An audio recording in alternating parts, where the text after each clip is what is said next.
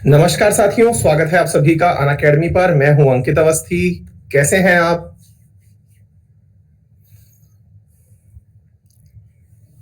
Hopefully सभी लोग एकदम बढ़िया हैं, स्वस्थ हैं।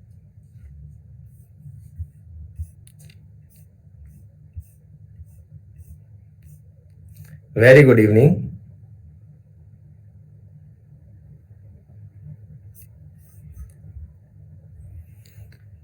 दिलीप, मोहित, केशव, भूपेंद्र, अभिजीत, अनामिका, विश्वशरण, महक, दीपक, गौरव, रोशनी, प्रद्युम्न, सुषमा, श्रेया, आशु, सिमरन, सपना। Very good evening.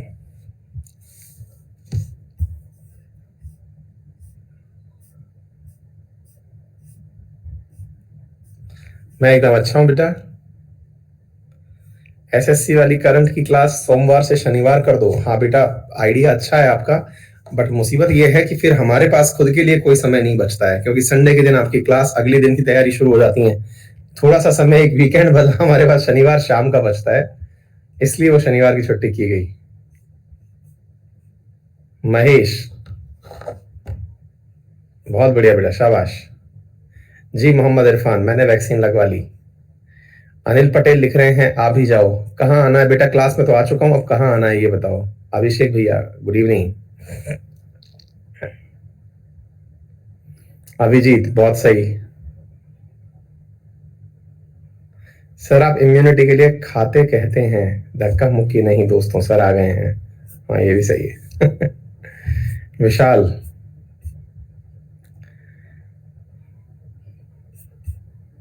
हो गया? नहीं सुनीता, जरूरी नहीं है एसएससी के लिए लक्ष्मीकांत को इतना डिटेल में पढ़ना।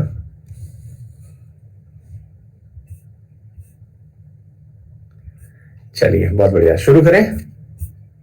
All well.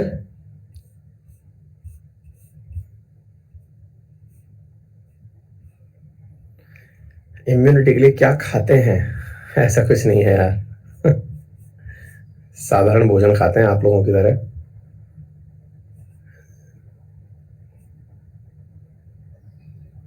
ऋषभ, बहुत बढ़िया। आइए बच्चों, एक बार थम्स अप कर दो, सेशन की शुरुआत की जाए। और जो भी विद्यार्थी नए जुड़े हैं उन सभी का स्वागत। जिन विद्यार्थियों को नहीं पता कि कैसे कंटेंट को डाउनलोड करना है, उन्हें मैं बता दूं कि अनअकैडमी पर आप जो भी कंटेंट देखते हैं, वो सारे कंटेंट के अंदर आपको क्लास की बगल में 3 डॉट्स दिए जाते हैं। उन 3 डॉट्स पर क्लिक करके आप कंटेंट को डाउनलोड कर सकते हैं। ठीक है, अभी मैं दिखाता हूं आपको डाउनलोड करके, फिर उसके बाद हम आगे बढ़ेंगे। देखिए,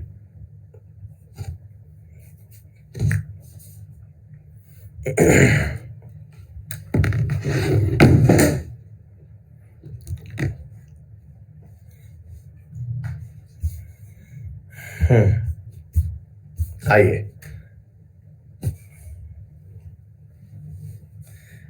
पैनिक सिचुएशन किसको लग रही है?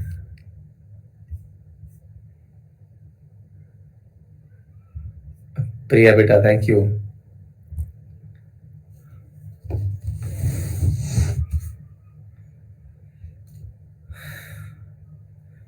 एक पैनिक सिचुएशन में अपने को ठीक कैसे रखें? हाँ अच्छा, हाउ टू कीप पॉजिटिव। देखो बेटा, जितने भी लोग इस समय कोरोना से पीड़ित हुए हैं वो सभी सही हुए हैं और सही हो सकते हैं।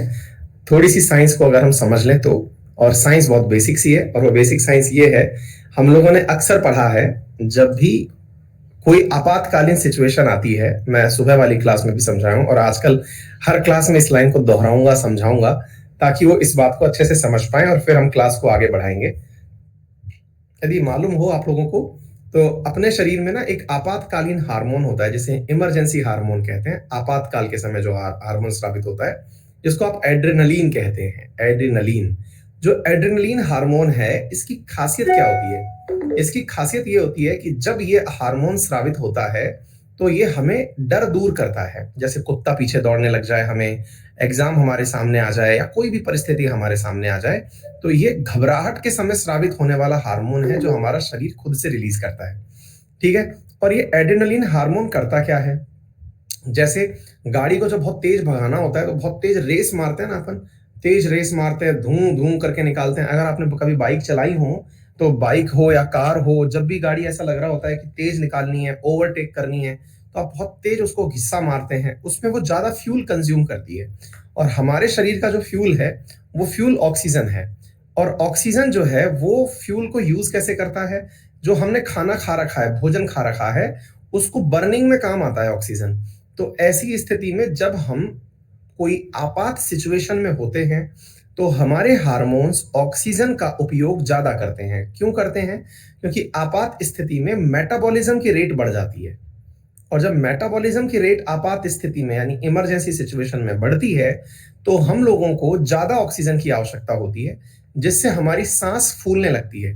तो आप में से जो भी विद्यार्थी या कोई भी परिवारजन आपके घर में भी अगर कोरोना को लेकर चिंतित है, तो सबसे पहले उसे स्ट्रेस ना समझे, उसे एक बीमारी समझे कि ठीक है, बीमारी है तो सही हो जाएगी। स्ट्रेसफुल सिचुएशन में आपके यहाँ जब ये हार्मोन निकलने लगेगा, तो वो मेटाबॉलिज्म बढ़ाएगा। उस समय पर आपने जो भोजन ले रखा है, उसके लिए ऑक्सीजन की डिमांड बढ़ेगी। ऑक्सीजन पर्याप्त मात्रा में ना मिल पाने के कारण आपकी सांस फूलेगी, आपका ऑक्सीजन लेवल डाउन हो जाएगा। क्यों डाउन हो जाएगा? क्योंकि भोजन को ज्यादा ऑक्सीजन की आवश्यकता है, उतना मिल नहीं रहा है। जितना मिला उसने कंज्यूम कर लिया, तो फेफड़ों के लिए, ब्लड के लिए अभी ऑक्सीजन की कमी है। तो ऐसी स्थिति में आपके नंबर गिरे हुए दिखाई देते हैं। तो आप सबसे निवेदन है कि कोरोना चिंताजनक नहीं है, अनटिल अनलेस आप उसे चिंताजनक नहीं बना देते। जो भी लोग आपको हॉस्पिटलाइज हुए दिख रहे हैं, उन्होंने एक लापरवाही ये करी कि जब बिगिनिंग में सिचुएशंस उनके सामने आई या जिस समय उनको कोरोना सिम्टम्स आए, उन्होंने उस समय उन्हें लाइटली लिया। उन्हें लगा सर्दी खांसी जुकाम है, चल जाएगा काम। तो डॉक्टर का प्रेस्क्रिप्शन तुरंत लेना है जैसे ही बीमारी का पता चले। बेसिक गिनती की 4-5 दवाइयां हैं, हर डॉक्टर उन्हें बता देता है, और बस नियमबद्ध तरीके से अपने आप को शांति देनी है। आराम से ये जंग जीत जाओगे। मैं कोशिश भी कर रहा हूं कि अपने किसी सेशन में जो कोरोना से जीत के लोग निकले हैं, उनकी कहानियां आपसे साझा करूं, ताकि आपके अंदर एक सकारात्मक भाव पैदा हो और आपके मन से जो डर है वो खत्म हो। ठीक है? हाँ, और 5G के बारे में आज शाम को 5:30 बजे, मैं 7:30 बजे इशू कर रहा हूं। जो विद्यार्थी ये पूछ रहे हैं कि 5G की टेस्टिंग से कोरोना फैल रहा है, तो मैं उसके बारे में सेशन कर रहा हूं शाम 7:30 बजे। देख लीजिएगा, गजब ही चीज बना दिया है। चले शुरू करते हैं। हाँ जी, तो हमने कहा था आपसे कि मैं मेरे प्रियम्बल के अंदर आप लोगों को कुछ शब्द पढ़ाऊंगा। उन शब्दों में मैंने आपसे कहा था कि 3 शब्द हैं जो मैं आपको बाद में पढ़ाऊंगा, पूरा एक दिन लूंगा पढ़ाने में। वो 3 शब्द पढ़ाने का समय आ चुका है आज। तो हम आइए आपके सामने उन तीनों शब्दों को अच्छे से डिस्कस करते हैं। हाँ, बहुत डिप्रेस्ड कौन है, कौन बालक है ये? विश्वास रंजन, अजीब हो रहा है मेरे साथ, पढ़ाई में मन नहीं लगा। बेटा बिल्कुल परेशान होने की जरूरत नहीं है ना? मैं आपकी परिस्थिति समझ सकता हूँ। इवन मेरे साथ भी बहुत ऐसा होता है, और मतलब जो आप सिचुएशन से गुजर रहे हैं, आपसे ज्यादा परिवार मेरा बड़ा है, क्योंकि मेरे परिवार के आप भी सदस्य हैं। आपको जब परेशानी होती है तो मुझे भी परेशानी होती है। फिर भी सकारात्मक रहने का तरीका यही है कि ये परिस्थितियां हैं और प्रकृति हमारा एक परीक्षा ले रही है, और उस परीक्षा में हमारे लिए एक टास्क दिया हुआ है कि आप आउट हो जाएंगे। एक खेल खेल रही है प्रकृति हमारे साथ। आप आउट हो जाएंगे यदि आपने नियम तोड़े, और नियम है मास्क लगा के चलना है, सोशल डिस्टेंसिंग रखनी है, और आपको सैनिटाइजेशन का उपयोग करना है।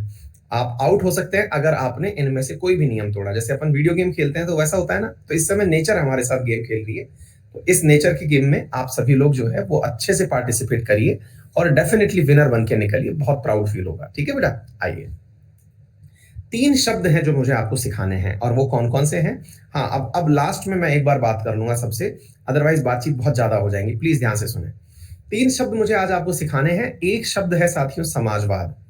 पहला शब्द, मैंने आपसे कहा था कि ये शब्द अक्सर मेरे से बहुत ज्यादा समय मांगते हैं। दूसरा शब्द है मेरे प्यारे साथियों सेक्युलरिज्म, और तीसरा है आरक्षण। ये 3 शब्द पर मुझे आज टिप्पणी करनी है। मैंने पहले ही कहा था, और मैंने ये कहा था कि ये वाली जो चीज है ये बहुत ज्यादा महत्वपूर्ण है ना? चलिए, तो एक एक करके सारी बातों को डिस्कस करते हैं। सबसे पहले हम चर्चा कर रहे हैं समाजवाद की। क्या है आफ्टर ऑल समाजवाद? समाजवाद की क्या है फिलॉसफी, जिसे 42nd कॉन्स्टिट्यूशनल अमेंडमेंट 1976 के माध्यम से हमारे प्रियम्बल में जोड़ा गया? क्या हम पहले समाजवादी नहीं थे? समाजवाद आफ्टर ऑल है क्या, कैसी है ये फिलॉसफी, इसे समझने का प्रयास करते हैं। दूसरा, हम समझने का प्रयास करते हैं सेक्युलरिज्म, जिसे भी बाद में जोड़ा गया था। तो हम समझने का प्रयास करेंगे कि ये सेक्युलरिज्म क्या है, और सेक्युलरिज्म के लिए जो सबसे ज्यादा जरूरी है वो आपको ये समझना है कि भारत में वाकई में धर्मनिरपेक्षता है या पंथ निरपेक्षता है। तो इन दोनों बातों को आप समझने का प्रयास करेंगे कि भारत कैसा देश है, धर्मनिरपेक्ष या पंथ निरपेक्ष। हाँ जी, तो चलिए एक एक करके सारी बातों को समझते हैं। सबसे पहला शब्द है समाजवाद। साथियों, समाजवाद जो है, इसको समझने से पूर्व मैं आपको दो मतलब अलग अलग चीजें और दिखा रहा हूं, सिखा रहा हूं, और वो कौन कौन सी हैं। साथियों, एक चीज है समाजवाद को सीखने से पहले, उसका नाम है मेरे प्यारे साथियों पूंजीवाद, और दूसरी है साम्यवाद। दो टर्मिनोलॉजी है, पूंजीवाद और साम्यवाद। पहले हम इन्हें सीख लेते हैं और इन्हें सीखने के बाद हम लोग समाजवाद सीखेंगे। ठीक है। पूंजीवाद सरल रूप में कहते हैं कि पूंजीवादियों का शासन। साम्यवाद, साम्य साम्य मतलब होता है इक्विलिब्रियम। इक्विलिब्रियम मतलब इस तरह से समझिए कि अगर आप साइंस के विद्यार्थी हैं तो आपने रासायनिक साम्य पढ़ा होगा, केमिकल इक्विलिब्रियम, यानी सब इक्वल। सब इक्वल यानी सब एक जैसे, सर्वहारा, सबका बराबर, सर्वहारा शासन। ठीक है। तो दोनों के अंदर आपको अगर मालूम हो तो पूंजीवाद पूंजीवादियों का शासन, यानी कि जिनके पास धन है उनका शासन, पूंजी के साथ, यानी कैपिटलिज्म, कैपिटलिज्म। इधर कम्युनिज्म, कम्युनिस्ट की सरकार। ठीक है। अब हम इसको थोड़ा सा समझने का प्रयास करते हैं, सबका शासन कैसे होता है और पूंजीवादियों का शासन कैसे होता है। हर व्यक्ति अगर शासन करेगा, यानी हर व्यक्ति अगर मोदी जी बन गया, तो फिर देश चलाएगा कौन, पढ़ेगा कौन। तो पहले हम इस बात का मीनिंग समझते हैं, साम्यवाद। और इसको समझने के लिए हम अक्सर एक विद्यार्थियों को उदाहरण पेश करते हैं। वो उदाहरण आपके सामने। प्लीज आप सबसे निवेदन है कि आप जितने भी विद्यार्थी क्लास में जब पढ़ा रहा हूं मैं, उस समय अपनी डिमांड को लेकर के सवाल जवाब कर रहे हैं, कृपया करके शांत हो जाएं, क्योंकि अल्टीमेटली मेरे मुख एक ही है। मैं रावण का अवतार नहीं हूं कि मेरे 10 सिर हो, मैं एक से अलग आंसर दे दूं, एक से पढ़ा दूं, है ना। तो आप प्लीज अपने सवालों को अब अंत में पूछ लीजिएगा, है ना, नहीं तो मुसीबत हो जाती है मेरे लिए भी थोड़ी सी ना बेटा। हाँ जी, तो पढ़ा रहा हूं तो पढ़ाते समय पढ़ा ही पाऊंगा, है ना बेटा। चलिए आइए, और एक विद्यार्थी बफर का राग अलाप दिए हैं, तो एक बार बता दीजिए क्या मैं आप सभी को सुनाई और दिखाई पड़ रहा हूं, एक बार बता दीजिए। हाँ जी, चलिए परफेक्ट है। हाँ जी, सुनते हैं। तो साथियों, अक्सर मैं विद्यार्थियों को जब ये कहानी सुनाता हूं तो मैं अपने घर का उदाहरण लेता हूं, अपने घर का उदाहरण लेता हूं। और अपने घर के उदाहरण में मैं अक्सर बताता हूं कि भाई अपने घर में, अपने सबके घर में सब जगह एक ऐसा रूम होता है जहां पर टीवी लगी होती है ना। हाँ, तो हर जगह क्या होता है साथियों, एक घर होता है जहां पर टीवी टीवी लगी होती है, सबके एक टीवी रूम होता है। हाँ जी, एक विद्यार्थी हैं जो इंग्लिश में लिखने की मांग कर रहे हैं। बिल्कुल, तो जो विद्यार्थी इंग्लिश में लिखने की मांग कर रहे हैं उन्हें मैं बता दूं, ये अल्लधा हरीश हैं, इंग्लिश में भी करिए। बेटा पहली बात तो ये कि मैं इंग्लिश में कर रहा हूं, ये मेरी तरफ से कॉम्प्लीमेंट्री वर्क है, कंपलसरी नहीं, क्योंकि इस कोर्स को हिंदी में डिजाइन किया गया है। मैं इंग्लिश में भी कर दे रहा हूं, वो आपकी हेल्प के लिए है, मेरी मजबूरी नहीं। तो जो हो रहा है उसे तसल्ली से चलें, अपना जन्मसिद्ध अधिकार ना समझें, है ना। अच्छा, तो अब क्या होता है कि अब हम एक रूम में बैठे हुए हैं जहाँ टीवी लगी हुई है, और उस टीवी के सामने हम सब बैठे बैठे हुए हैं। घर के बड़े बुजुर्ग जितने भी हैं, है ना, छोटे मोटे बच्चे सब बैठे हुए हैं, और घर की महिलाएं भी बैठी हुई हैं, है ना, घर की महिलाएं, घर के पुरुष सब बैठे हुए हैं, आराम से टीवी देख रहे हैं। अच्छा, अब क्या हो रहा है कि अपने घर में जहाँ टीवी रूम है उसके बाहर किचन भी होती है, भाई ऑब्वियस सी बात है, घर है तो किचन भी होगा। तो यहाँ पर साहब किचन किचन के अंदर, अपनी किचन में सारा सामान बहुत बढ़िया तरीके से रखा हुआ है। जैसे क्या क्या रखा हुआ है, जैसे मान लीजिएगा कि किचन में आवश्यक भोजन के रूप में हमारे पास में कच्चा माल बोले तो आपके लिए बहुत बढ़िया से ऑयल रखा हुआ है, जो भी वेजिटेबल्स आपको चाहिए वो रखा हुआ है ना, दाल चावल चीनी, जो भी सामान आपके इस कच्चे माल में उपयोग में लिया जाता है, कच्चा माल रखा हुआ है। गैस चूल्हा रखा हुआ है, सिलेंडर मतलब बर्नर रखा हुआ है, सब चीजें हैं जो भोजन बनाने के लिए आवश्यक है। किचन में सारे मसाले बने हुए हैं, सब बढ़िया है। अब टीवी देख रहे हैं अपन, टीवी देख रहे हैं तो अब साहब देखते देखते भोजन की टेम्पटेशन हुई, है ना। मैं हर जगह देता हूं क्योंकि ये वाला एग्जाम्पल मेरा पेटेंट है, मैं अक्सर इस एग्जाम्पल को पूंजीवाद और साम्यवाद को समझाने का बेहतरीन उदाहरण मानता हूं, है ना। तो अपन सब लोग क्या कर रहे हैं, बढ़िया से टीवी देख रहे हैं, और खाना देखते देखते फिर मन करता है कि कुछ इस समय चाहे खाने का कुछ भी मिल जाए, आदमी मतलब पत्थर भी चबाने को दे दो तो शायद वो भी चबा ले। ठीक है, तो अब इसमें क्या होता है कि इन केस आपको भूख लगी, सबको टेम्पटेशन हुई भोजन खाने की, इसमें बच्चे भी बैठे हुए हैं, घर के बुजुर्ग भी फ्रंट लाइन में बैठे हुए हैं, ये घर की युवा पीढ़ी है जो भोजन बना सकती है, महिलाएं हैं घर में। तो अब होता क्या है कि आपको भूख लगी, यहां से आप में से कोई व्यक्ति खड़ा हुआ, लेट्स से हमारी मैडम खड़ी होती हैं, और वो खड़ी होती हैं और जाकर के भोजन बनाने के लिए किचन जाती हैं। किचन जाकर के बढ़िया से भोजन बनाती हैं। भोजन बनाती हैं, अपनी टेबल पर जो भी रखा हुआ सामान है उसका पूर्ण उपयोग करती हैं, एक बड़ा ही स्वादिष्ट व्यंजन बनाती हैं, आती हैं और यहाँ आकर के खाने बैठ जाती हैं। अब मैं जो हूँ वो एक भूखे आदमी की तरह तलाश रहा हूँ कि मैडम मुझे भी ऑफर करेंगी। सास ससुर इस इंतजार में है कि बहू थोड़ी इज्जत देगी तो पूछ ही लेगी कि माँ जी पिताजी खाना खा लो। बच्चे सोच रहे हैं कि अब मम्मी लेके आ गई है खाना तो हम खा ही लेंगे, अब तो अपना ही घर है, खा ही लेंगे। लेकिन हमारी जो मैडम है, ये चूंकि भोजन बना के लाई हैं, और भोजन बना के लाई हैं, खुद से बना के लाई हैं, इन्होंने हम सबको ठेंगा दिखा दिया और कहा कि चलो बेटा खुद से बनाया है, जाओ किचन में जाओ, खाना बनाओ और खा लो। हमने अपना बनाया और खा लिया। यानी कि इन्होंने अगर भोजन बनाया और भोजन बनाते ही हमें सबको अपनी थाली से दूर भगा दिया कि चलो हो गया तुम्हारा काम, किसी को कुछ नहीं मिलेगा, अब बढ़िया से हम खाएंगे और तुम लोग तमाशे देखोगे। तो हमारे पास देखने के दो नज़ारे हैं, हम टीवी देखें कि थाली देखें, हमारी हालत खराब है और हम केवल इस बात से परेशान भी हो रहे हैं कि यार ये तो गलत हो गया हमारे साथ। ये व्यवस्था कहलाती है पूंजीवादी व्यवस्था। अब आप पूछेंगे ये कैसी पूंजीवादी व्यवस्था हो गई? हाँ, तो अब इससे इस चीज को समझने का प्रयास करते हैं। किधर? तो इधर देखिए साथियों, पूंजीवादी व्यवस्था कैसे हुई है।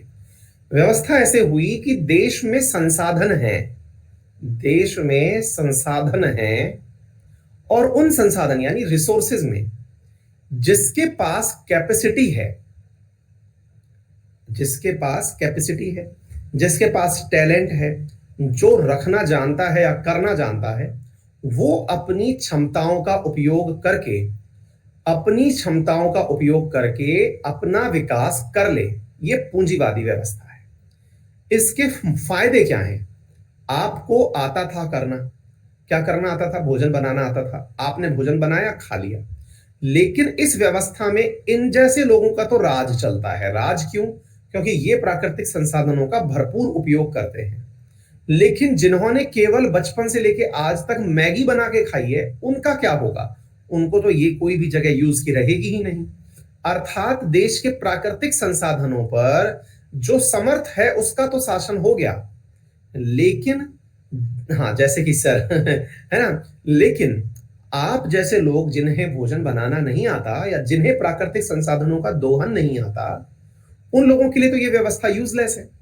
तो ऐसी व्यवस्था में जो सक्षम है, जो पैसे वाला है, जो टेक्नोलॉजी में इंटेलिजेंट है, जो पढ़ा लिखा है, वो तो ग्रो करता है, और गरीब जो है उसका कोई भी ख्याल नहीं रखता। तो हम जैसे जो गरीब बच्चे हैं उनका कोई भी ख्याल नहीं रखता कि भाई जाओ अपना अपना देखो। आ गई बात समझ में? ये हो गया मेरे प्यारे साथियों पूंजीवादी व्यवस्था। जिसके पास टैलेंट है उसने उसका भरपूर उपयोग किया। सभी को समझ में आ गया होगा। आइए दूसरी व्यवस्था सीखते हैं। अब दूसरी व्यवस्था है साथियों साम्यवादी व्यवस्था। पूंजीवादी बोले तो कैपिटलिज्म, कैपिटलिज्म।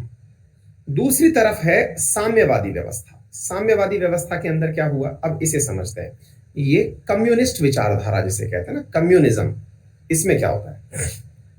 अब दूसरा उदाहरण ये है कि हमने, अब हमारी मैडम जो है ये भोजन बना के लाई, भोजन बना के लाई और ये भोजन इन्होंने बनाया, टेबल पर रखा, खाने बैठी।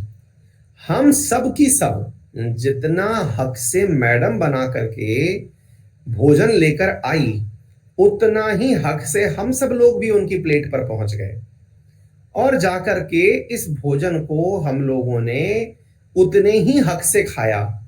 कैसे? भाई हमें भी खाना है, और मैडम मना नहीं कर पा रही हैं। बच्चे कह रहे हैं भाई हमें भी खाना है, ये कह रहे साहब हमें भी खाना है, माताजी पिताजी पूर्ण हक से कि बहू हमें बिना खिलाए कैसे खाना खा सकती हो, ये लीजिए। मतलब ये हुआ कि भोजन बनाए एक, खाने के लिए सब उम्मीदवार, और वो भी हक से। एक चिल्ला रहा है मम्मी रोटी जला दी आपने, सासू माँ चिल्ला रही हैं देख कितना सारा तेल यूज कर लिया तूने, हैं इधर ससुर जी चिल्ला रहे हैं देख रोटी ठंडी हो गई, पति देव ताना मार रहे हैं फिर वही सब्जी बना दी। मतलब ये हुआ कि एक तो भोजन बनाया, और भोजन बना करके सबके अपने अपने डायलॉग सुने। आ गई बात समझ में? मतलब ऐसी परिस्थिति के अंदर ये जो घर की गृहिणी है, महिला है, जिसने भोजन बनाया, ये भोजन बनाना प्रेफर करेगी या फिर इसका मन खराब हो जाएगा? मन खराब हो जाएगा, बेकार लगेगा कि यार ये क्या चल रहा है। ये साम्यवादी विचारधारा है। साम्यवादी का मतलब क्या हुआ कि करे एक और भरे सब। मतलब भोजन किया, बनाया एक ने, अधिकार लेने सब पहुंच गए। अधिकार लेने सब पहुंच गए। ऐसी परिस्थिति में क्या हुआ? हम तो कह देते हैं कि परिवार की विचारधारा है। हम तो कह देते हैं कि घर के जितने भी परिवार, हिंदुस्तान के जितने भी परिवार हैं, इसी विचारधारा के कारण फल फूल रहे हैं। लेकिन वास्तविकता में ऐसा है नहीं ना जी। ऐसा हुआ क्या? ऐसा हुआ ये कि जो घर की गृहिणी है, वो थोड़े दिन बाद इतनी बोर हो जाती है अपने काम से कि वो कुछ भी क्रिएटिव नहीं करती। आपने अपनी मम्मी को अब तक अगर कोई भी ताना मारा हो, आपका जो सबसे प्रिय ताना होगा हर बच्चे का, मैंने भी मारा है, आपने भी मारा है, हम एक ही ताना मारते हैं अपनी मम्मी को, फिर वही सब्जी बना दी। मतलब रोज यही है ना, फिर वही। भले ही वो रेगुलर नहीं बन रही है, लेकिन बस फिर वही। रीजन, क्योंकि हमने उन्हें क्रिएटिव होने का मौका ही नहीं छोड़ा। क्यों? क्योंकि उन्हें पता है कि मैं कुछ भी क्रिएटिव करूंगी, इन सबको चट कर जाना है। उनके अंदर, अच्छा होटल पे ऐसा क्यों हो रहा है? होटल पे जिसके पास पैसा है वो जाके खा रहा है। आपको बढ़िया माल खाना है, पैसे दो और खाओ। मम्मी जो काम कर रही हैं वो बिल्कुल सेल्फलेस सर्विस है। उनमें उनको कुछ भी नहीं मिलने वाला। वो आपको पनीर मिलवा दें, बना दें, तो ऐसा कभी नहीं होगा कि आप कह देंगे कि मम्मी सुबह का बना दिया आपने, बहुत बढ़िया, अब शाम का खाना मत बनाना, शाम का हम बना के खा लेंगे। ऐसा हम कभी नहीं करते। ना कभी हम उनकी छुट्टी करते, ना उनको कभी हम आराम देने की बात सोचते। हम लोग खुद सैटरडे संडे ऑफ लेना जानते हैं, हम संडे को ऑफ करना जानते हैं, लेकिन कभी अपनी माँ को ऑफ देना नहीं जानते। हमारी डिक्शनरी में ही नहीं है। हमने जब से उन्हें माँ कहा है तब से हमने समझ लिया कि वो ग्रांटेड हमारी नौकर है, और फिर ताने भी हमारे सारे वही सुनती हैं, है कि नहीं? घर की गृहिणियों के साथ यही तो होता है। तो साम्यवाद के अंदर क्या होता है ना जी, साम्यवाद में सबसे ज्यादा वो व्यक्ति पिसता है जो काम करता है। रुला दिया? नहीं बेटा, सच्चाई है। मतलब हम लोग जिसको सबसे ज्यादा ग्रांटेड लेते हैं ना, वो हमारी माँ है। और हम अपनी माँ के प्रति बिल्कुल भी सिंपैथेटिक नहीं होते। हम जितना रूड अपनी माँ से बात करते हैं, इतना रूड अगर किसी दिन बीवी से जब शादी हो जाए, बात करके देखना, दो चप्पल मारेगी और सेट और कर देगी आपको कि बेटा मम्मी के बेटे मत बने रहो, अब बाहर निकलो, अब हम तुम्हारी माँ नहीं है। समझे? मतलब मुद्दा ये, अपने दोस्तों से जिन्हें आप खुद लोग बनाते हैं, अपनी मेहनत से बनाते हैं, कभी उनसे इतना रूड होकर के बात करके देखना जितना आप अपनी माँ से होते हैं। उनकी वो सेल्फलेस सर्विस का कभी भी हम मूल्य नहीं चुका पाते, है ना? और उस चीज के अंदर हम ये समझते हैं मम्मी हमारे लिए कुछ भी बना दे। आप त्योहार वाले दिन 10 मीनू भी बना दे, आप शाम को उनसे उतना ही एक्सपेक्ट करते हो। कभी इस चीज का क्रेडिट नहीं देते। आप में से आपके पापा जो है ना, वो 5 दिन जॉब करके आएंगे, सैटरडे संडे वो फैल करके चद्दर की तरह बेड पर लेट जाएंगे, है ना? वो ये समझेंगे कि मैंने तो मेरा काम कर दिया। तो भैया आपने काम कर दिया तो एक दिन माता जी का भी होना चाहिए ना वीक में, जिस दिन वो भी चद्दर पे फैल कर लेट सकेंगे, हाँ भैया अपना काम हो गया, आज तुम लोग काम संभालो, है ना? तो ये खैर परिवार की चीजें हैं, डिस्कस करने वाला मुद्दा नहीं है, लेकिन सोचना जरूर चाहिए। साम्यवाद का सबसे बड़ा कारण यही है। साम्यवाद में सबसे बड़ा मुद्दा यह है कि जो भी संसाधन थे उन पर सबका अधिकार हो गया, दैट इज सर्वहारा। ऐसी स्थिति में क्रिएटिविटी को जगह नहीं मिलती। क्रिएटिविटी को जगह नहीं मिलती का मतलब यह हुआ कि जैसे आपको एक जैसा भोजन खाने को रोजाना मिल रहा है, वैसे ही साम्यवाद में होता है कि जो भी टैलेंटेड आदमी है वो काम करना ही नहीं चाहता। वो टैलेंटेड आदमी जो है वो काम करना ही नहीं चाहता। क्यों नहीं करना चाहता? वो इसलिए नहीं करना चाहता कि यार मैं करूंगा, मेरा क्रेडिट इसको मिलना है। जैसे सरकारी ऑफिस में होता है, जैसे सरकारी ऑफिस में होता है। सरकारी ऑफिस में क्या होता है? सरकारी ऑफिस में सिस्टम सिंपल सा होता है। आप कितने भी पढ़े लिखे, देखिए इंडिया का सबसे टैलेंटेड व्यक्ति एक सरकारी ऑफिस में जाता है। मतलब सरकारी नौकरी में जब इतने सारे बच्चे परीक्षा देते हैं तो सेलेक्ट होकर के वहां पहुंचता है, जो आप में से इतने सारे बच्चों में से सेलेक्ट होकर पहुंचता है। लेकिन वो एक दीवार पर पड़ी हुई पीक के निशान को भी हटवाने के लिए ऑर्डर नहीं देता। बहुत बढ़िया स्मिता, बहुत बढ़िया बेटा, शाबाश। अगर दीवार पर कहीं गया और दीवार पर पीक पड़ी हुई है, किसी ने थूक रखा है, वो उसको भी हटाने का आदेश नहीं देता। एक पंखा है, जिस रूम में वो बैठा हुआ है वो बहुत दिन से चर चर चर चर चर चर चर चर चल रहा है, वो उसको बदलवाएगा ही नहीं।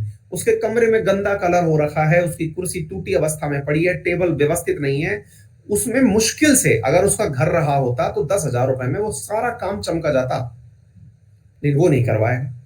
क्यों नहीं करवाएगा? साम्यवाद। क्योंकि सरकारी कल्चर में दिक्कत यह है कि ये मैं कर दिया तो इसका लाभ मुझे ही थोड़ी मिलेगा, कल को कोई और बाबू आके बैठ जाएगा, मैं कहां कहां लगाऊंगा 10,000। पान इसने थूक दिया, मैंने हटवा भी दिया, तो मुझे क्या मिल जाएगा? तो जो सरकारी सिस्टम है, प्राइवेट वर्सेस सरकारी में क्या अंतर है? प्राइवेट में आपको क्रेडिट मिलते हैं, पूंजीवाद में आपको क्रेडिट मिलते हैं, साम्यवाद में आपको क्रेडिट नहीं मिलते। सरकारी व्यवस्थाएं क्या है? सरकारी व्यवस्थाएं साम्यवादी व्यवस्थाएं हैं, जहां पे टैलेंट की कद्र नहीं है। टैलेंट की कद्र क्यों नहीं है? क्योंकि टैलेंटेड आदमी ने अगर कुछ भी सुधार दिया तो उसको 6 महीने बाद तो ट्रांसफर हो ही जाना है और वापस उसको वहां आना नहीं है, तो फिर वो क्यों पैसा खर्च करे? और इसी आधार पर सबसे गंदी स्थिति में भारत के सरकारी कार्यालय होते हैं। आज मैं एक ऐसे ही मतलब बहुत सारे मेरे दोस्त प्रशासक हैं, उनके साथ कहीं कई बार जाने आने का मौका मिलता है, तो मैं एक दिन देख रहा था कोई ऐसा ही एक विवादित स्थान था जिस पर जेसीबी का इंतजार हो रहा था, है ना, जेसीबी का इंतजार हो रहा था। और वहां पर मैं देख रहा हूं कि कम से कम 50 प्रशासनिक लोग खड़े हुए हैं, पुलिस वाले खड़े हुए हैं, एडमिनिस्ट्रेशन खड़ा हुआ है, और एक जेसीबी का इंतजार हो रहा है जो 500 से 1,000 रुपए घंटे में आ जाती है। और इंतजार करते करते 3 घंटे हो चुके हैं कि जेसीबी आएगी तब इस विवादित स्थान को हटाएगी।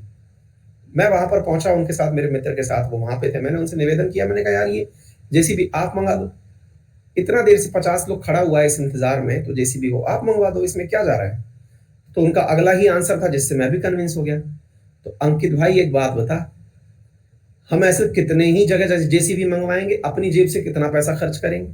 मैंने कहा ये लो, इनके पास अगला आर्ग्यूमेंट तैयार है। अगर हम ऐसे मंगाने लग गए तो दिन भर में हम 50 जगह जाते हैं, हमने हमारी तनख्वाह तो चैरिटी में चली जाएगी। मैंने कहा ये बात सही है। मैंने कहा बिल्कुल साम्यवादी विचारधारा है ये तो। आ गई बात समझ में? ये तो बिल्कुल साम्यवादी विचारधारा है। साम्यवाद में यही होता है। आ गई बात समझ में? साम्यवाद में जो भी टैलेंटेड आदमी है वो क्या चाहता है? ना मैं नहीं करूंगा यार, क्या मतलब निकलेगा? आ गई बात समझ में? इसलिए तरक्की कहानी होती, सरकारी ऑफिसेस को केवल सप्लीमेंट्री ऑफिस समझा जाता है कि ये सहायता करेंगे, ग्रोथ नहीं करेंगे। इसलिए प्राइवेटाइजेशन इस जगह बूम करता चला जा रहा है। प्राइवेटाइजेशन में क्या होता है? क्यों प्राइवेटाइजेशन इतना ऊपर चला जा रहा है? पूंजीवादी व्यवस्था। क्योंकि इस समय पर हर व्यक्ति जो टैलेंटेड है उसके काम को एप्रिसिएशन मिलता है। आज मैं अनअकैडमी पर पढ़ा रहा हूं, मैं जितना अच्छा पढ़ाऊंगा, मैं जितना अच्छा मेरे लिए मतलब जितना मैं कंटेंट बढ़िया डिलीवर करूंगा, कंपनी मेरे हर एक चीज को ध्यान रखती है, उस हिसाब से मुझे ग्रोथ देती है, मेरी सैलरी बढ़ाती है, तो मैं और अच्छा करता चला जा रहा हूं। आज आप देख लो कि अनअकैडमी पर लगभग ज्यादा नहीं, कम से कम 100 से अधिक आईएएस और पीसीएस ऑफिसर्स हैं जो क्लास पढ़ा रहे हैं जॉब छोड़ के। क्यों भाई? क्योंकि उनको टैलेंट होने के साथ साथ एडमायरेशन भी मिल रहा है, उनको प्रशंसा भी मिल रही है और धन भी मिल रहा है। आ गई बात समझ में? तो ये चीजें हैं जो आपको समझनी चाहिए। अब तीसरी बात होती है समाजवाद क्या है फिर सर समाजवाद क्या है ये बताइए सर। अब ये बहुत बड़ा सवाल है। तो अब इस स्थिति में क्या होता है साथियों, आपने इसको फेल होते देख लिया, आपके मन से खुद से पता चल गया कि ये चीज तो यार फेलियर है। क्यों?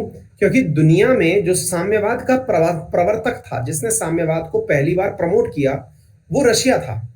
रशिया ने अपना परिणति यूएसएसआर के विघटन के रूप में देखी। सोवियत रूस हुआ करता था जो साम्यवाद का प्रवर्तक था, वो 1991 में अपनी विचारधाराओं के कारण टूट गया 15 देशों में।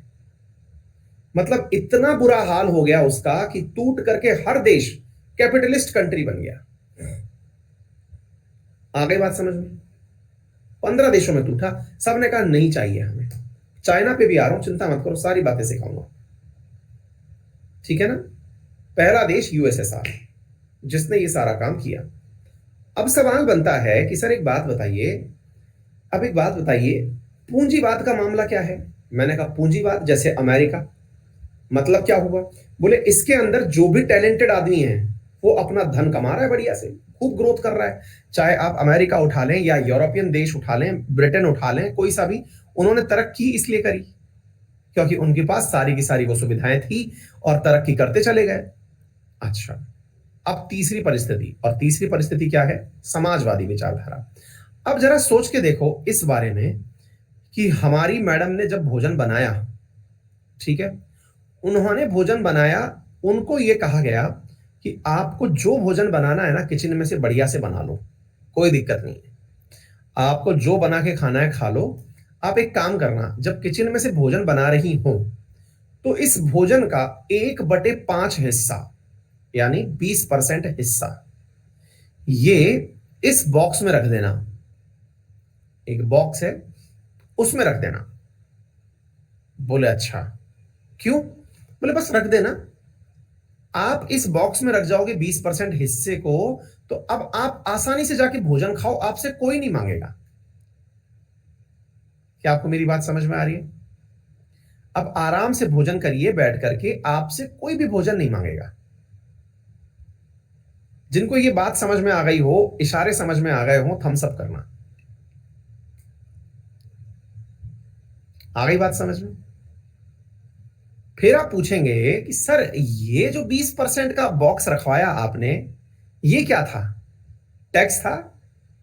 कर था? अच्छा, तो सर फिर एक बात बताइए, इस टैक्स का उपयोग क्या होगा? मैंने कहा मतलब, पर सर करेंगे क्या इस टैक्स का? आप इस 20% का करेंगे क्या? मैंने कहा इस 20% का, इस 20% का मैं आप लोगों में बंटवारा कर दूंगा। गरीबों को इतना परसेंट, बुजुर्गों को इतना परसेंट, बच्चों को इतना परसेंट, और जो मेरे जैसे धरती पे बोझ हैं इनको इतना परसेंट मैं डिस्ट्रीब्यूट कर दूंगा। बोले आप कौन? मैंने कहा मैं सरकार। बोले आप कौन? मैं सरकार। बोले अच्छा, आप जैसे लोगों को सरकार डिस्ट्रीब्यूट कर देगी? जी हां। आ गई बात समझ में? तो भोजन की कहानी समझ में आ गई। बट सर एक बात बताओ, मैडम तो अकेली 80% यूज कर ले गई, फिर ये 20% में इसमें इनका क्या होगा? हाँ ये तो सही बात है। तो बेटा बात यह है कि यहां पर जितने भी जो 80% करने वाले लोग हैं वो बहुत ज्यादा हैं।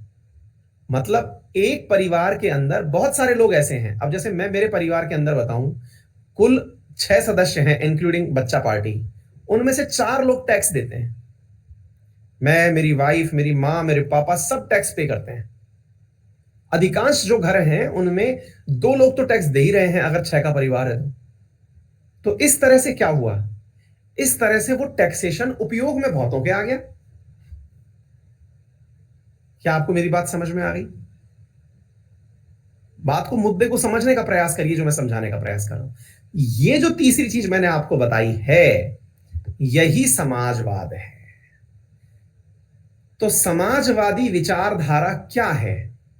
तो एक प्रकार से यूं समझिए आप कि ये पूंजीवाद और साम्यवाद उसका मिक्सचर है। बोलो, डन हो गया? जिसमें पूंजीवादी यानी जिसके पास टैलेंट है, जैसे अडानी, अंबानी, टाटा, बिड़ला, जिनके पास टैलेंट है वो सरकार के संसाधनों का, चाहे फिर वो देश के तेल का संसाधन हो, कोयले के हो, लोहे के हो, इस्पात के जो भी हो, उन सब का दोहन करते हैं और अपनी कमाई का 30% तक टैक्स देते हैं। वो टैक्स देते हैं और उस टैक्स की वजह से सरकार जो है वो लोगों को फ्री इंजेक्शन लगवा रही है, लोगों के लिए फ्री स्कूल्स डेवलप करवा रही है, इस प्रकार की व्यवस्थाएं जो सेना के लिए जरूरी हैं वो वेपन्स खरीद रही है, कम्युनिकेशन का सिस्टम डेवलप कर रही है, एयरपोर्ट्स का विकास कर रही है, ब्रिजेस का निर्माण कर रही है।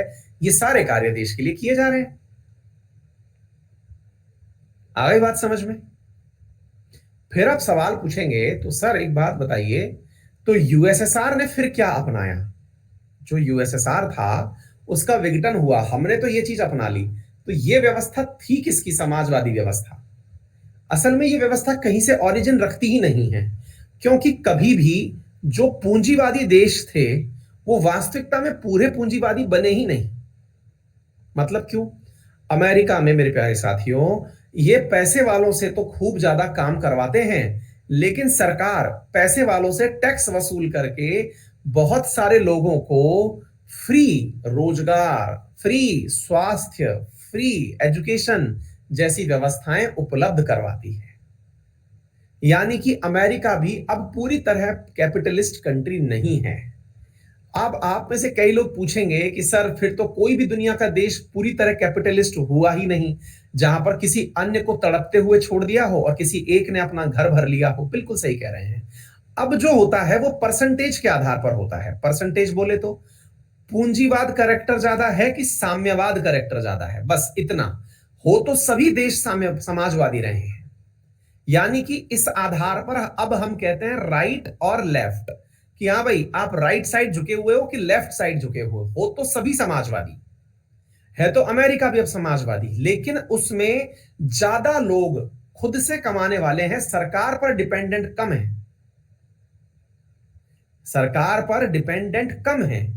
अधिकांश जो मेजॉरिटी ऑफ द पॉपुलेशन है वो खुद सेल्फ रिलायंट है, आत्मनिर्भर है। वो सरकार के द्वारा 2 रुपए किलो गेहूं, 1 रुपए किलो चावल में नहीं काम कर रही है। वो सरकार के द्वारा मनरेगा मजदूरी का इंतजार नहीं कर रही है। वो सरकार से आयुष्मान भारत का इंतजार नहीं कर रही है। आज इस क्लास में अधिकांश बच्चे जो बैठे हुए हैं, शायद ही उनमें से कोई 1 रुपए किलो गेहूं लेने के लिए लाइन में जाता होगा। शायद उनमें से कोई ही व्यक्ति ऐसा होगा जो मनरेगा में मजदूरी करता होगा। क्यों? क्योंकि अल्टीमेटली क्या है, वो इस तरह के परिवार से बिलोंग कर रहे हैं जहां पर वो खुद से समर्थ हैं। जब ऐसे लोगों की संख्या बढ़ने लगती है तो कंट्री ऑटोमेटिक पूंजीवाद प्रभावी हो जाता है, क्योंकि ऐसी स्थिति में जो लोग हैं उनके देश में सरकार को जिनकी केयर करनी है वो लोग कम हैं। आ गई बात समझ में? अब रिवर्स चलते हैं, साम्यवादी की तरफ चलते हैं साथियों। साम्यवादी में क्या है, अब उसकी बात समझ लीजिएगा। क्या सर अभी कोई देश प्रॉपर तरीके से साम्यवादी है? अब देखिए, बहुत बार डिबेट उठती है कि चाइना ऐसा है। साथियों, चाइना ने जिस प्रकार का व्यवहार अपनाया, वो व्यवहार ना तो मार्क्स के द्वारा बताया गया था, ना लेनिन के द्वारा बताया गया था। वो उनके राष्ट्र निर्माता माओ के द्वारा बताया गया था, और वो माओवाद कहलाता है। माओवाद बहुत सख्त साम्यवाद है। सख्त साम्यवाद का मतलब ये है कि सरकारें जो हैं वो जो भी लोग कैलिबर वाले हैं उनको टारगेट दे दे करके काम करवाएगी।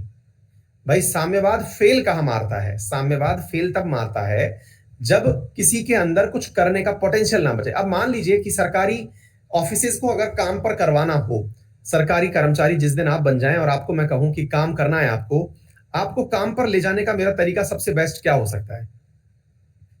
मैं आपको टारगेट दूं। टारगेट कैसे दूं? कि आपको इस महीने की तनख्वाह तभी मिलेगी जब आप अपनी जॉब के अलावा 5 एडिशनल ऐसे काम करेंगे जिसमें कि ये लगे कि हां ये काम आपने हट के किया। टारगेट दे दिए जाएं। जैसे जैसे हमारे राजस्थान में टीचर्स को टारगेट दे दिए गए। जो गवर्नमेंट टीचर्स है ना, स्कूल वाले, उनको टारगेट दे दिया गया कि 12th में इतना % रिजल्ट नहीं आया अगर आपकी स्कूल से, तो हम आपकी सैलरी का इतना % काट लेंगे। आ गई बात समझ में? गवर्नमेंट टीचर्स की बात बता रहा हूं। 12th में इतना % नहीं आया तो सो कॉज नोटिस दे देंगे आपकी, उसके अंदर हम एक लाइन खींच देंगे। तो अब बताओ आप, तो मोटिवेशन दिया जा सकता है ना? Best idea. ऐसा काम जो है वो चाइना करवाता है। चाइना क्या करवाता है? तुमको साम्यवादी विचारधारा, कैपिटलिस्ट विचारधारा की ही परवरिश करते हुए चलना है, लेकिन टारगेट है इतना काम करना ही है। इस काम को करने के बाद ही तुम्हारी जो नियत तनख्वाह है वो मिलेगी। इसलिए वहां की सरकार सबसे ज्यादा प्रभावी है। इसलिए वहां की सरकार सबसे ज्यादा प्रभावी है। सरकार ने अगर कहीं कोई कंपनी बना दी, इसलिए वहां की जो हुआवे है उसको भी सरकारी कंपनी तो कहा जाता है कि ये सरकारी कंपनी है।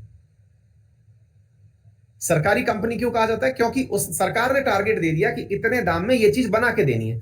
अब चाहे तुम 8 घंटे काम करो, 10 घंटे काम करो। आ गई बात समझ में? बेटा सब चीज के प्लस माइनस है। तो भारत ने जो अपनाया वो बीच का रास्ता था। ना तो हमने एक्सट्रीम पूंजीवाद अपनाया, ना हमने एक्सट्रीम समाज साम्यवाद अपनाया जो यूएसएसआर के पास हुआ करता, ना हमने चाइना की फिलॉसफी अपनाई। हम अपना ही राग अलाप दिए, दैट इज समाजवाद। उम्मीद है आप लोगों को समाजवाद समझ में आ गया होगा।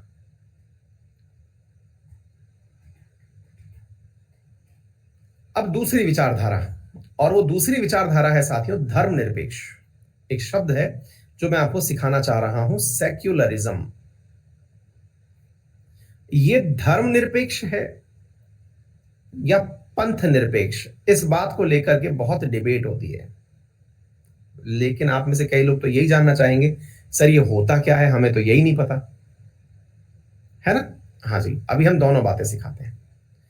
साथियों, आप देश के अंदर रहते हैं, सरल रूप से समझने का प्रयास करें, और आपसे कहा जा रहा है कि आपका जो भी धर्म है, जो भी धर्म है, एक्स वाई जेड, आप हिंदू हैं, मुस्लिम हैं, सिख हैं, जो भी हैं, आप एक देश में रहते हैं, आपका जो भी धर्म है, हिंदू, मुस्लिम, सिख, ईसाई, इससे देश को कोई फर्क नहीं पड़ता।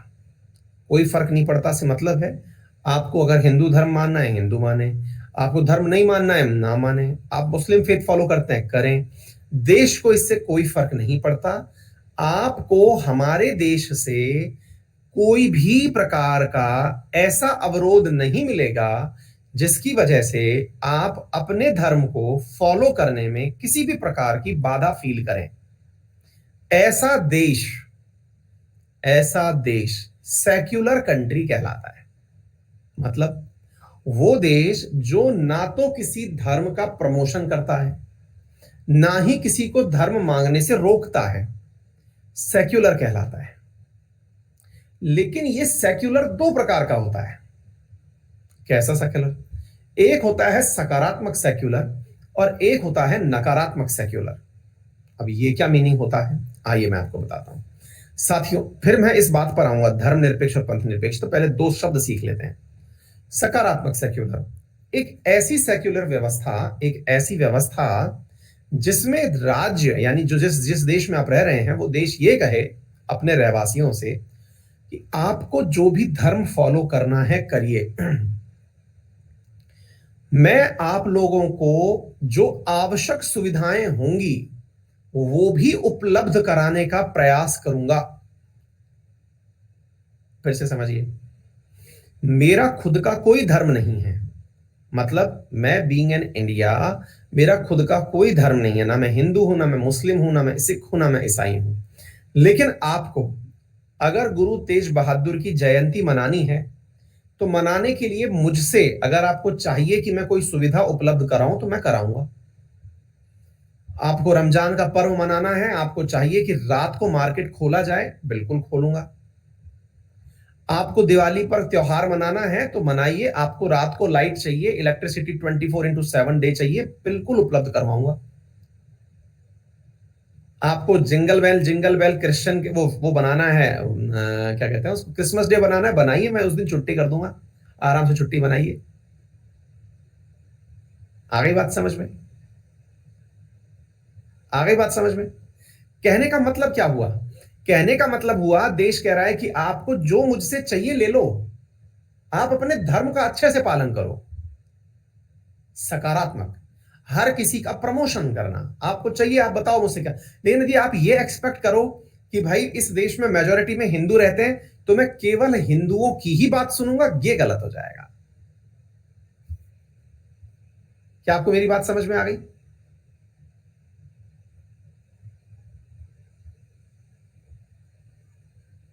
मनीष बेटा नहीं पता अभी क्या था, है ना?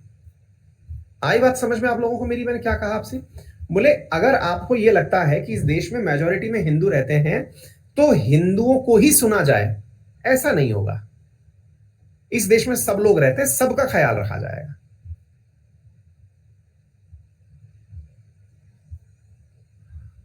डन? अच्छा, अब दूसरे देश में चलते हैं। वो क्या है? दूसरा है नकारात्मक। नकारात्मक में क्या है? नकारात्मक में है कि सब लोग एक जैसे हैं, सब लोग एक जैसे हैं। जैसे फ्रांस में सब लोग एक जैसे हैं, यानी कि सब लोग स्कूल जाके पढ़ते हैं, तो स्कूल जाकर के उस मुस्लिम बच्चे को भी पढ़ना है जो ईसाई बच्चे की तरह स्कूल जा सकता है।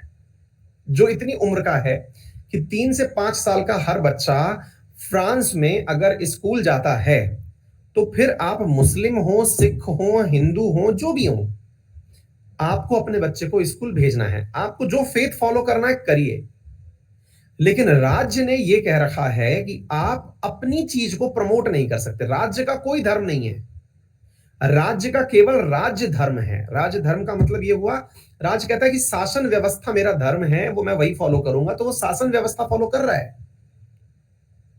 राज्य जो है वो शासन व्यवस्था फॉलो कर रहा है, लेकिन वो सबके लिए एक जैसी है, यानी कि एक जैसा राग।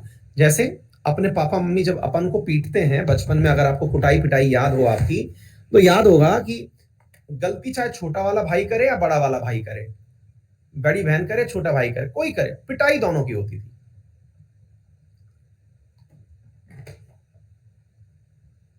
वहां ये नहीं सोचा जाता था कि बड़ा कौन है छोटा कौन है। अभी भी हो जाती है बिल्कुल, कोई फर्क नहीं पड़ता, सब बराबर होते हैं। मतलब वो एक प्रकार का ऐसा ऐसा सेक्युलरिज्म है जिसमें कि इस बात का मतलब ही नहीं रखा जाता कि ये छोटा है तो इसको कम पिटाई बने ना। फिर ऐसे में बड़े को बहुत फायदा होता है, वो तो बड़ा है तो झेल सकता है, छोटे को बेचारे को नुकसान होता है। क्यों? क्योंकि वो तो अभी छोटा है, उसको चार लपड़ खाने की आदत ही नहीं है, लेकिन चार उसके भी पड़ गए, है कि नहीं? और पापा जो है वो न्याय कर दिए। अब ये न्याय समझ में नहीं आता, किसको समझ में नहीं आता? छोटे को समझ में नहीं आता, बड़े को तो बहुत अच्छा लगता है। मतलब समझ रहे? मेजॉरिटी को तो अच्छा लगता है, माइनॉरिटी को इसमें इनसिक्योरिटी आती है, जैसा फ्रांस में हो रहा है।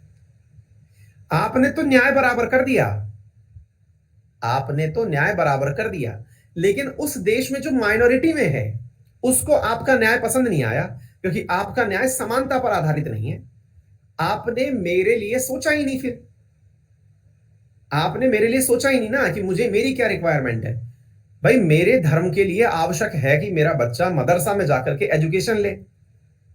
आपने कह दिया कि नहीं, मदरसा में जाएगा ही नहीं, वो इंग्लिश मीडियम स्कूल में पढ़ेगा। तो ये तो आप उनकी फिलॉसफी फॉलो करवा रहे हैं। तो सरकार बोल रही है नहीं नहीं, मेरी फिलॉसफी है ये, पापा का न्याय। आ गई बात समझ में? बोलिए। बुर्का बैन कर दिया कि भाई इस पूरे देश के अंदर कोई भी व्यक्ति मुंह ढक के नहीं चलता, तो आप भी नहीं चलेगा।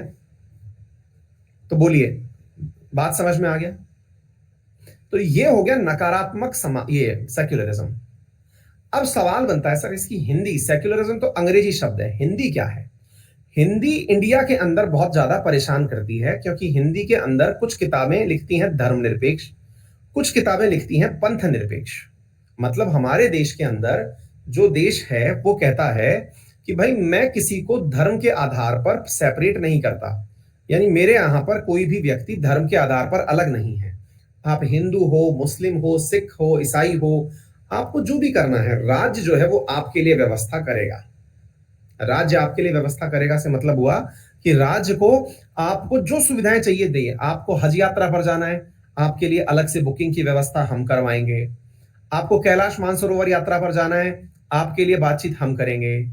आपको क्या पाकिस्तान जाना है, आपको वो कौन सा कॉरिडोर बना है अभी, वो ननकाना साहिब साला कौन सा है वो, भूल गया यार, मिस कर गया, करतारपुरा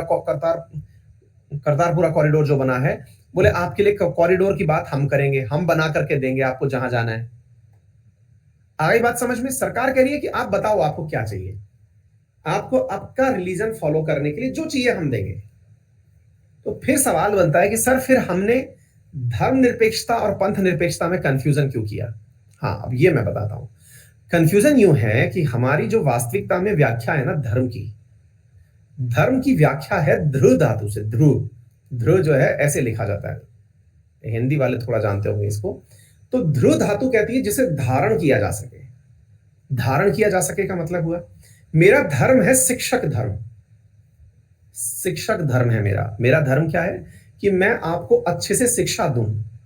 आपका धर्म है छात्र धर्म, कि आप जब पढ़ रहे हो तो केवल पढ़ रहे हो, बाकी चीजें ना करें। जो शासन कर रहे हैं उनका राज धर्म है, जो पेरेंट्स हैं उनका मतलब पितृ धर्म है, सबका अपना अपना धर्म है। हमारे यहां धर्म का अर्थ कर्म से होता है। हमारे यहां धर्म का मतलब हिंदू मुस्लिम सिख ईसाई से नहीं होता है। हमारे यहां धर्म ड्यूटी है, कर्तव्य है। आ गई बात समझ में? तो आप मुझे मेरी ड्यूटी से विमुख नहीं कर सकते। अर्थात जो धर्मनिरपेक्षता है वो वास्तविकता में धर्मनिरपेक्षता है ही नहीं। तो फिर क्या है? वो पंथ निरपेक्षता है। हिंदू, मुस्लिम, सिख, ईसाई जो हैं हमारे यहां पर, वो सेक्ट्स हैं, पंथ हैं। उन्हें इंग्लिश में सेक्युलरिज्म बोला जा रहा है। अब हमारे यहां दिक्कत क्या है कि हम लोग मुस्लिम धर्म, सिख धर्म, हिंदू धर्म ये शब्द बोलते हैं, जो कि गलत है। ये पंथ हैं, मजहब हैं, सेक्ट्स हैं, SECTS, सेक्ट्स। धर्म क्या है? धर्म तो हर चीज का धर्म है। एक खिलाड़ी का धर्म है देश के लिए खेले तो वो खेले। आ गई बात समझ में? बोलिए। तो हमारा देश पंथ निरपेक्ष देश है, धर्म निरपेक्ष देश नहीं है। लेकिन बहुत सारी पुस्तकों में इस धर्म का, इस शब्द का जो मीनिंग है ना, ये बहुत ज्यादा स्लैंग वर्ड में धर्म निरपेक्ष लिख दिया जाता है। लेकिन आप लोग सेक्युलरिज्म जहां लिखा आ जाए उस चीज को मान के चलिए, जब भारत की बात हो रही हो तो वो पंथ निरपेक्षता की बात कर रहा होता है। अक्सर में ये सवाल बहुत सारी किताबों में, बहुत स्टैंडर्ड टेक्स्ट बुक में भी कई जगह धर्म निरपेक्ष लिखा मिल जाएगा, कई जगह पंथ निरपेक्ष लिखा मिल जाएगा। लेकिन आप लोग क्या कीजिएगा कि मतलब सेक्युलरिज्म शब्द को पकड़ के चलिए। हमने सेक्युलरिज्म अपनाया था। हमारे देश में तो ये दोनों एक ही हो रखे हैं। वास्तविकता में पंथ निरपेक्ष ज्यादा ब्रॉडर टर्म है, धर्म निरपेक्ष छोटी चीज है। तो उम्मीद है आपको बहुत बड़े बड़े वो चीजें समझ में आ गई होंगी। एक विद्यार्थी बोल रहे हैं ऐसा लग रहा है जैसे सत्संग चल रहा है,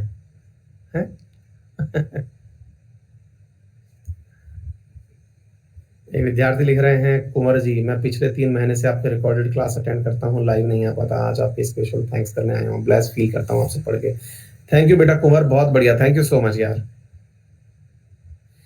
नमन पूछ रहे हैं गांधी जी किसको चाहते थे, कैपिटलिस्ट को या साम्यवाद को, और उनके अगेंस्ट लोग क्या चाहते थे? नमन थोड़ा बड़ा सवाल है लेकिन सीख लो, आपने सही जगह पे पूछ लिया। बेटा गांधी जी ट्रस्टीशिप चाहते थे, ट्रस्टीशिप। वो एक नई विचारधारा लेके आए थे, टॉल्स्टॉय से प्रभावित होकर वो एक नई विचारधारा लेके आए थे जिसे ट्रस्टीशिप की विचारधारा कहते हैं। ट्रस्टीशिप ये एक नई विचारधारा थी जो गांधी जी चाहते थे। इसमें क्या था? गांधी जी इसमें यह कहा करते थे कि जो काबिल है, ध्यान से सुनिए, जो काबिल है यानी कि जिसके पास टैलेंट है वो खूब कमाए।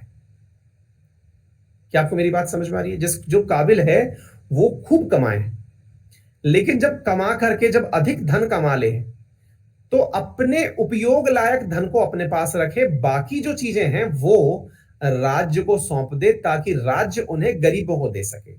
गांधी जी ने टैक्सेशन की अवधारणा को प्रमोट नहीं किया। गांधी जी ने विनोबा भावे की तरह, जो कि भूदान कार्यक्रम चलाने वाले थे, उनकी तरह चीज को प्रमोट किया। क्या कि भाई आप केवल इतना सा करिए कि आपने जितना कमाना है। यही कारण है ना कि वो क्या कहते हैं, घनश्याम दास बिड़ला जो हैं उनको गांधी जी अपना 5वां पुत्र कहते थे। ठीक है, टाटा वगैरह, गांधी जी ने इनको खूब प्रमोट किया था कि भाई जिनको अपने पास में धन रखना है, जितनी जरूरत है उतना शब्द रखिए, उतना धर्म रखिए, धन रखिए, बाकी जो धन है वो उन लोगों को दे दीजिए। हाँ, जमनालाल बजाज को सॉरी। क्लियर?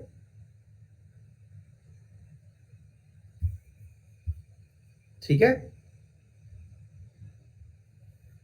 दिल खुश हो गया बहुतों का तो आज है।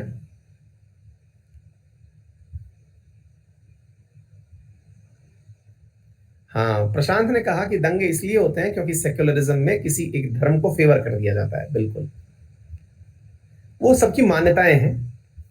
चलिए फिलहाल के लिए इतना ही, क्योंकि ज्यादा रिसर्च हो जाएगी तो फिर ज्यादा दिक्कत हो जाएगी। ठीक है, अब थोड़ा गाड़ी जो है वो कल से स्पीड पकड़ेगी। ये 2 शब्द हैं जिनको समझाने में मैं ज्यादा टाइम लेता हूं, और आरक्षण को मैं मूल अधिकार के साथ सिखाऊंगा।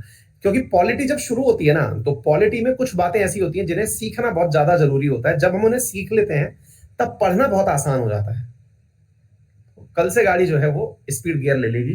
ये 3-4 दिन में हर क्लास के अंदर शुरुआत में फाउंडेशन डे के अंदर खाता ही हूं, क्योंकि ये कंसेप्ट बिल्डिंग वाले होते हैं। ठीक है, चलिए, थैंक यू सो मच।